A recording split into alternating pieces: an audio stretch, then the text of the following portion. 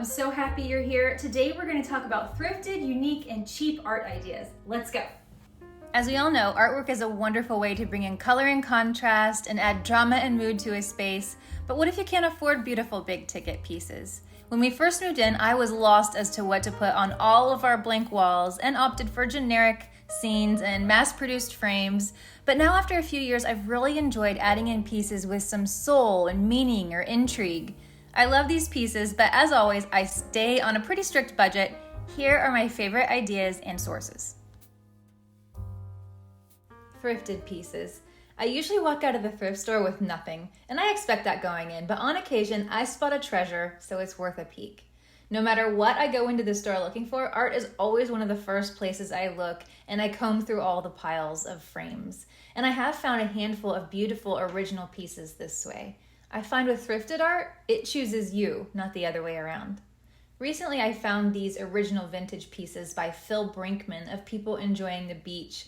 I could not snag them fast enough. I grabbed the tags and beelined it to the counter, wondering how everyone else in the store was looking at anything else, because they were huge, like in this store. And I wasn't sure if they'd fit in my car or where they'd go when I got home, but when you see something you love at the thrift store, you gotta get it while you can. I don't know how many times I have walked away and kept thinking about a certain piece, but when I go back, it's gone, but not this time. Anyway, I love them, and I love reading about the artists and their talent and history when they sign them, that is. Fortunately, he even put the year 1973 on one of these. Other clues can be found on the back of the frame with stamps or writing for a little bit of the piece's history.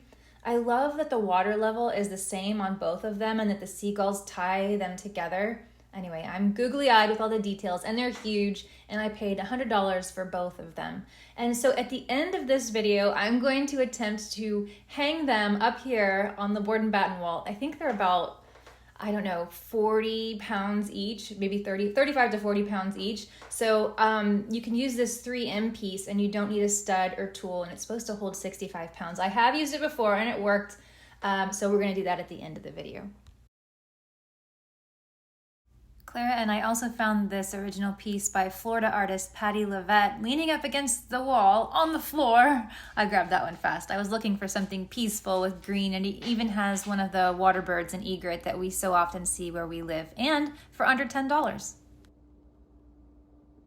We also recently came across this original painting hidden behind stacks of frames for $20. I can't quite make out the signature, but I adore the colors, and I'm always drawn to boats in the sea. The weight of the dark brown frame really helps add in some contrast to our mostly white and bright house.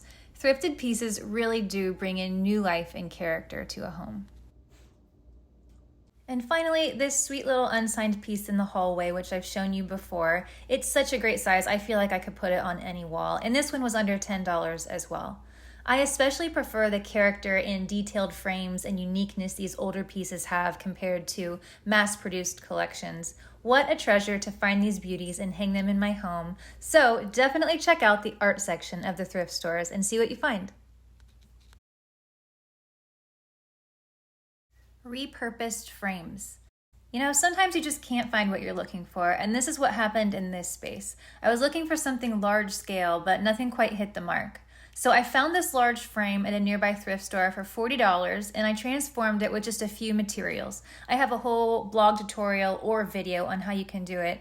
But the detail in the frame caught my eye, and I love it in this lighter shade that I faux painted like wood. And I found this digital file on Etsy and had it printed at Staples.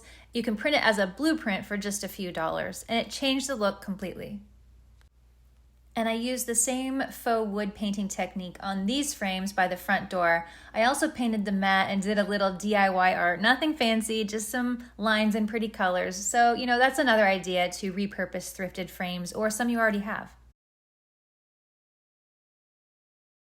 Also consider rugs or tapestries. If you want to collect art from your travels but pack light, purchasing tapestries or fabric is a great way to make sure your art doesn't get damaged by the time you get home. And they're usually more affordable than canvases or framed art, and no expensive shipping fees as it will fit right in your suitcase.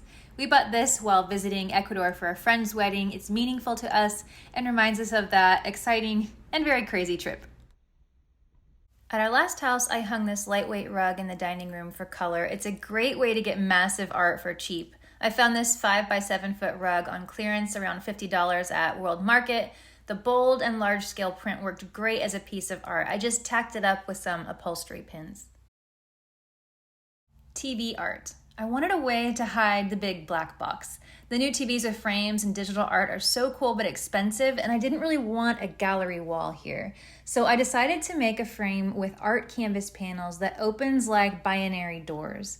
I did it by buying a print off Etsy and stapling it around the canvases. You could do panels like this on a wall without covering the TV too, and I think fabric would be a good solution as well. Beach vines are another idea. Clara and I used shells we found to make these little frames and planters and such, and there were all kinds of whimsical designs and ideas over on my Pinterest board. Kid art. Kid art is always playful and fun. I made a little gallery in our laundry room of my baby's art. It's so cheerful and happy and free. Free digital art.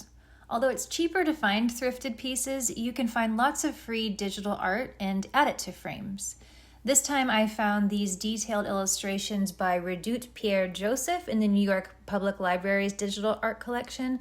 I was even able to find plants we have growing in our southern Florida yard: banana trees, pineapple, birds of paradise. For too long, I have been doing what I see everybody else doing on social media, and now I'm finally enjoying reflecting what is outside as well as on the inside of our home. You can also find beautiful images like this ocean photo on unsplash.com or pexels.com.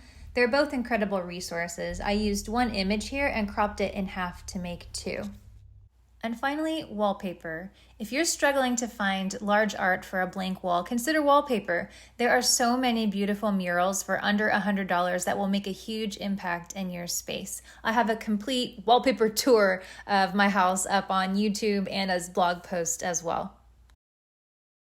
Okay, the time has come to hang these beauties on the wall. They're really heavy though, so I might just mark where they go and put these in the wall, and my husband might have to help me put them up there. But anyway, I'm so excited. So this is from 3M. The idea is that you just push this into the wall. The bottom part goes in first, and then the top, you're just pushing it in. This is not a sponsored video. I have done a collaboration with TikTok with them last year, and I liked the product, although this is not sponsored. Oh, one more thing. I did use these to hang this. I used one that holds 45 pounds and this one holds 65 pounds. All my little measurements, and I think I know where it goes. Okay, I don't know if this is even gonna be possible to fit these huge things in this small space.